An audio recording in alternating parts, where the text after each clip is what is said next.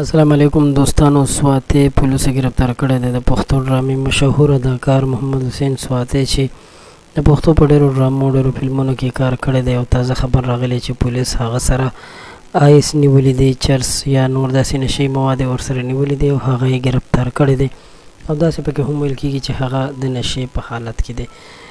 درنو دوستانو دا خلک چې د پښتو فلمونو کې کار کوي هسې هم دوی د شرابو شواب ډېر کوي خو